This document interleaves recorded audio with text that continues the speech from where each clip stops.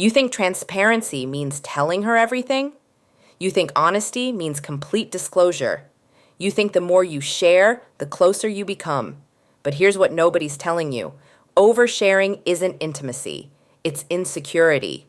And the moment you confuse the two, you don't draw her closer. You push her away. Let me be clear. This isn't about lying. This isn't about games. This is about understanding that masculine presence, the thing she actually craves, requires containment. It requires boundaries. It requires you knowing the difference between being open and being porous. And most men today, they've been conditioned to believe that pouring out every thought, every fear, every insecurity is what evolved looks like. It's not. It's what weak looks like. And weakness, no matter how you dress it up, kills attraction. So if you're serious about becoming the kind of man who doesn't just attract women but keeps them interested, engaged, and invested, hit that subscribe button right now. Because what I'm about to tell you isn't comfortable. It's not what the feel-good gurus will say, but it's the truth. And you need reminders of the truth more than you need another dopamine hit from someone telling you you're fine just the way you are. Here's the thesis. There are 5 things you should never share with your girlfriend, not because you're hiding, but because sharing them undermines the very foundation of what makes you attractive. These aren't secrets. They're sacred. They're the internal architecture of your masculine frame. And the moment you expose them carelessly, you dismantle yourself in her eyes, not because she's shallow, but because she's wired to feel safe with a man who is grounded, who is certain, who doesn't need her validation to stand firm. Let's start with the first one, your every emotional fluctuation. You think she wants to hear about every doubt, every bad day, every moment of insecurity. You think that's vulnerability. But here's the hard truth. What she calls vulnerability, she means selectively. She wants to see that you can feel. She doesn't want to carry your emotional chaos. There's a difference between sharing a moment of authentic struggle and using her as your therapist. And most men don't know where that line is, so they cross it constantly. Every time you come home and unload every frustration, your boss, your coworker, your friend who flaked, the traffic, the bill you forgot, you're training her to see you as reactive, as someone who is at the mercy of circumstances. And a man at the mercy of circumstances is not a man she feels safe surrendering to. You stop being her rock. You stop being her refuge. You become another problem she has to manage. That's what happens when you share every emotional fluctuation. You think you're being real, but what you're actually doing is outsourcing your emotional regulation. And she can feel it. She might not say it. She might even encourage it at first because she thinks that's what she's supposed to want. But deep down, on a level she doesn't have words for, she feels the weight shift. She starts to feel like she has to hold you up. And the moment a woman feels like she has to hold you up, attraction begins to die. So what do you do instead? You process internally first, you talk to a mentor, you journal, you lift, you sit with it, you don't suppress it, that's not what I'm saying, but you don't reflexively vomit it onto her either. You become the kind of man who can feel deeply without being governed by those feelings. And when you do share, you share from a place of resolution, not desperation. You share the lesson, not the spiral. That's called emotional sovereignty. And it's one of the most attractive things you can embody. Second thing you never share, your sexual history in detail. She's going to ask. At some point, she's going to want to know about your past. And here's where most guys mess up. They either lie and say they've been with nobody, thinking that makes them safe and commitment-oriented, or they brag and list off numbers and stories, thinking that makes them desirable. Both are wrong. You don't owe her an itemized account of every woman you've been with. You don't owe her names, dates, positions, or play-by-plays. Because here's what happens when you give her that information. She doesn't file it away as neutral data. She creates mental images. She compares herself. She wonders if you think about them. She wonders if they were better. And even if she's secure, even if she's mature, the human brain doesn't handle sexual comparison well. But more than that, when you overshare your sexual past, you're subtly communicating that those experiences still hold weight in your mind, that you're still mentally tied to them, and the last thing she wants is to feel like she's competing with ghosts. So what's the right move? You acknowledge the question without feeding the spiral. You say something like, I've had relationships, I've learned from them, none of them matter now because I'm here with you. And you leave it there. You don't deflect weirdly. You don't get defensive, but you also don't indulge the curiosity that only leads to insecurity. You maintain mystery, not because you're hiding something shameful, but because you understand that attraction thrives in a certain amount of unknown. She doesn't need to know everything to trust you. In fact, the more you try to prove yourself by over-explaining, the less she trusts you. Third thing, your every plan before it's solidified. This one's subtle but deadly. You get excited about an idea. Maybe it's a business, a side hustle, a creative project, a trip, a big life change, and you immediately tell her. You think you're including her. You think you're being a team, but what you're actually doing is seeking her approval before you've even committed to the idea yourself. And here's what she hears when you do that: uncertainty.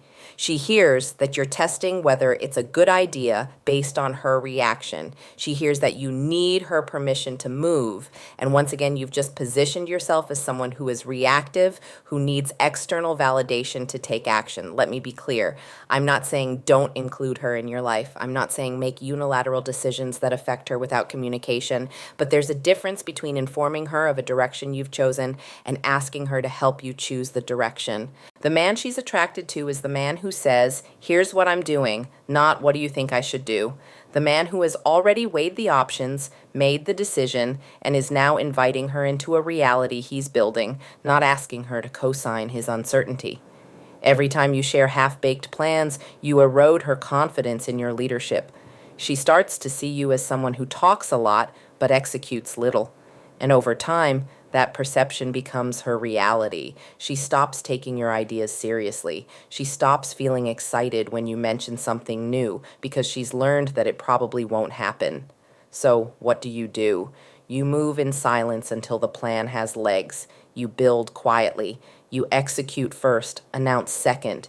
And when you do bring her in, you bring her into something real, something tangible, something that demonstrates follow-through. That's called integrity, and integrity is magnetic. Fourth thing you never share, your doubts about the relationship at every minor friction.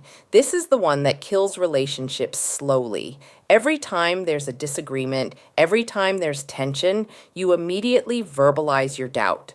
I don't know if this is working. Maybe we're not compatible. I'm not sure this is right. You think you're being honest. You think you're communicating. But what you're actually doing is creating instability. She can handle conflict. She can handle tension. What she can't handle is the constant feeling that you're one argument away from walking out the door. Because if she feels that, she'll never fully invest. She'll never fully open up. She'll keep one foot out, protecting herself from the inevitable. And here's the deeper truth. Most of the time, when you voice that doubt, it's not even real. It's a reaction. It's you feeling discomfort and immediately questioning the entire foundation instead of just sitting with the discomfort and working through it. Strong relationships aren't built by people who never have doubts. They're built by people who have doubts and don't let those doubts dictate their actions in the moment. They assess. They reflect. They make decisions from a grounded place, not from the heat of an argument. So what do you do instead? You stop weaponizing your uncertainty. You stop using "maybe this isn't right" as a way to control the narrative or regain power in a conflict. You commit to working through the tension first. And if after reflection, you genuinely believe the relationship isn't aligned, then you communicate that clearly and decisively, not reactively. That's called emotional maturity. And it's the difference between a man who builds and a man who sabotages. Fifth thing, your need for her validation to feel like a man. This is the root of all the other mistakes. This is the core wound that most men are walking around with and don't even realize it. You've been conditioned to believe that your worth is determined by how a woman sees you, by whether she approves, by whether she's proud, by whether she stays. And so you share everything, your emotions, your plans, your doubts, not because you genuinely want connection, but because you're hoping that in her reaction, you'll find proof that you're enough. But here's the brutal truth. The moment you need her validation to feel like a man, you've stopped being one. Because a man doesn't derive his identity from external approval. He derives it from internal alignment, from living according to his own standards, from knowing who he is independent of who's watching. And the woman in your life, She doesn't want to be your mirror. She doesn't want to be the source of your self-worth. She wants to be with a man who already knows his value, a man who is so grounded in his own purpose, his own mission, his own integrity, that her presence is a compliment, not a necessity. Every time you look to her for validation, you're asking her to mother you, and you can't be her lover and her child at the same time. You have to choose. So, what does the man who gets this look like? Let me paint the picture.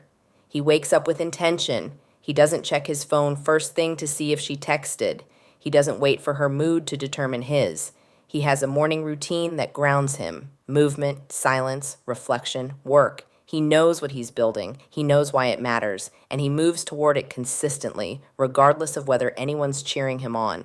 When he's with her, he's present. Fully, not distracted, not performing, not trying to prove anything. He listens, he leads, he creates safety not through words, but through his energy. She feels his stability. She feels that he's not going to crumble if she has a bad day. She feels that he's not going to need her to fix him. He has boundaries, clear ones. He doesn't tolerate disrespect, not because he's controlling, but because he respects himself too much to accept anything less. And because he has boundaries, she feels free to be herself. She's not walking on eggshells. She's not managing his ego. She's experiencing a man who is secure enough to let her be fully expressed. He doesn't share every thought. He doesn't seek permission for his path. He doesn't collapse into insecurity every time there's tension. He moves through life with a quiet confidence that says, I've got this. And if you want to walk beside me, I'd love that. But I'm walking either way. That's the archetype. That's the standard. And it's not out of reach. It's a choice. A daily choice to stop outsourcing your power and start reclaiming it. So here's what you do right now, today. Stop using her as your emotional dumping ground. Process first, share second, and when you share, share from resolution, not chaos. Stop over-explaining your past. You don't owe anyone a detailed confession. Acknowledge, redirect, and stay present. Stop announcing half-formed plans. Build in silence. Execute with consistency. Let your actions do the talking. Stop threatening the relationship every time there's friction. Commit to the process. Work through the tension. Decide from clarity, not reaction. And most importantly, stop looking to her to tell you you're enough. You are enough. Not because she says so, but because you've decided to live like it. You are the answer. Not her approval, not her validation, not her reaction. You, your choices, your discipline, your commitment to becoming the kind of man who doesn't need to be told he's valuable because he's too busy creating value. And if you want more of this, more truth, more clarity, more of the hard conversations nobody else is willing to have, subscribe now, because this channel isn't about making you comfortable. It's about making you powerful. It's about giving you the tools to build a life, a relationship, a version of yourself that you're actually proud of. You're not here by accident. You're here because you know something's off. You know you've been playing small. You know you've been giving away your power in ways you didn't even realize. And now you know better, so do better. Welcome to the brotherhood of men who chose themselves. Let's build.